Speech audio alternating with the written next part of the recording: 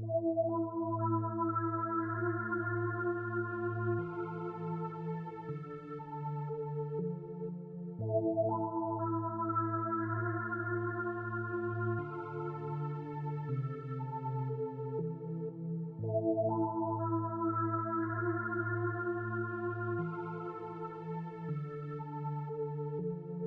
guys, I just finished watching Gorenos, which when I saw the title of it, I always thought it was pronounced Gorenos. For some reason, it just looked like Gorenos, but the characters in the movie called it the Gorenos, so that's where I finished watching Gorenos, which was actually really good. I like how the movie starts out with the two main characters discussing horror movies and horror tropes that are used and reused a little too much. This is a theme that's continued throughout the duration of the movie, which was really cool. The screenwriting was really good. I loved the dialogue. Some of the acting was hit or miss, but the screenwriter, they did their job. I really loved the dialogue that was used in this movie. I kind of felt like some of the characters were miscast. For example, the detention teacher looked really young, almost like he would be in the peer group with the teenagers. Yet one of the teenagers, the guy they kept on saying Dudeski, I think his name was Aiden, he looked a firm 35. I would have swapped those two characters out. Although I do think having the friend group be multi-ethnic was a good look, so I can understand why they might have done that. A lot of scenes were shot a little bit too close up, but I'm thinking that's because the entirety of this film looked like it was shot on location and not on a set. And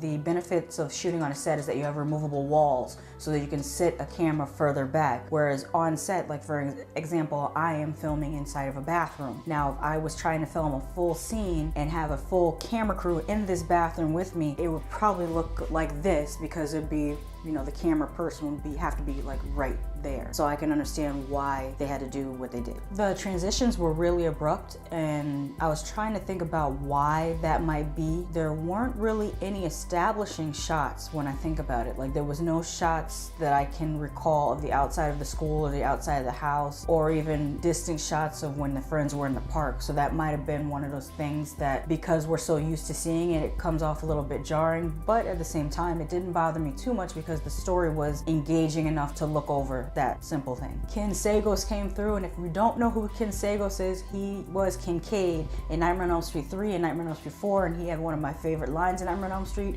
when that nurse that always reminded me of Nurse Ratched, not sure if that's the same actress or not, I can't remember, but when she said that she wanted to sedate him and he jumped up and he was like, "The fuck you will." That's one of the best lines of all the Nightmare on Elm Street movies. I can't say enough how much I loved the screenwriting in this, and I really loved how realistic some of the conversations were. There's one conversation when the main character Miles is yelling and cursing at his mother, and her reaction was so realistic, I was waiting for it. I'll put it this way: if you have a mother of these certain ethnicities, African American, Caribbean, Latina, Asian, some Jewish mothers, if you yell and curse in their face, you're gonna get this same reaction that was given in the movie, and I thought that was realistic. I was so impressed by this movie, even though it had a small budget. The less that the director and writer and producers have to work with, the more impressive it is what they end up creating. Hope that makes sense. I googled the word Gorenos to see if there was a demon called the Gorenos, and I didn't see that, but what I did come across was a GoFundMe page for this movie, so I'm to assume that this is a crowdsourced movie, which is really cool. I also found that it's going to be on sale on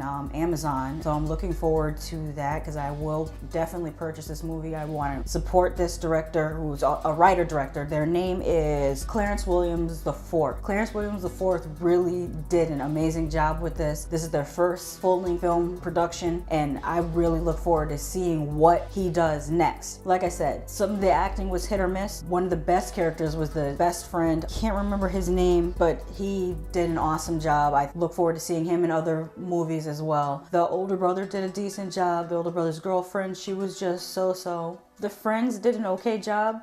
I don't think anyone was particularly a bad actor. I wouldn't say anyone in the movie was a bad actor. So when I say acting was hit or miss, I just felt like maybe some of their line delivery could have been improved, but maybe they didn't have as much time to reshoot some things. Some of the writing could have been rewritten in the process, and then that gives a little bit less time for the actors to adjust. So I'm not gonna say that the acting was bad, because it was far from bad. There was no actors in this that did a bad job. So when I say the acting was hit or miss, I think that some of the lines maybe should have been given to different characters. I feel like the script was an awesome script, but maybe some of the line reading should have been shuffled around a little bit differently, because it just felt like some of the actors, how do I describe this?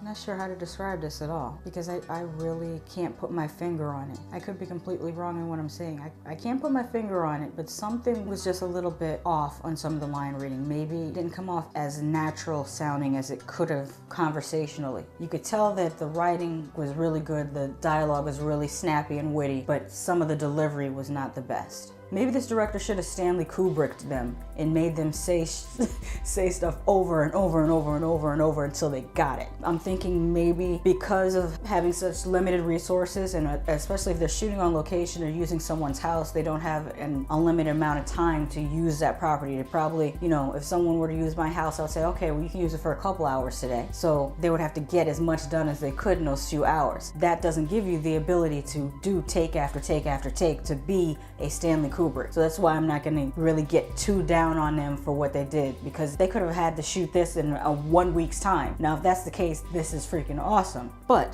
that being said, this was a really, really great watch. I definitely recommend it. I'm going to buy this as soon as it's available for me to buy. I'm going to tell everybody about it. It really was a great first film, and I'm very impressed. I loved the characters. I loved the concept. It was great. Let me not forget to mention that the practical effects were very good. There's one scene that the intestines look real. I'm not sure. Maybe they went to a butcher and actually got cow's intestines or pig's intestines. Whatever the case, it worked. I like that. There is one thing that I would have changed. There's a scene where a knife is hitting the railing of a banister and there's background music playing. I would have dropped the background music out and just had the sound of the knife hitting the banister, and then slowly brought the music back in. That's the only thing that I really would have changed. But they might not have been able to do that. Maybe there might have been too much background noise when they filmed it with the knife, who knows. But that's the only thing that I would really change about this movie. Good watch, go and see it wherever you can see it. There's a bunch of different places you can stream it. So wherever you can stream it,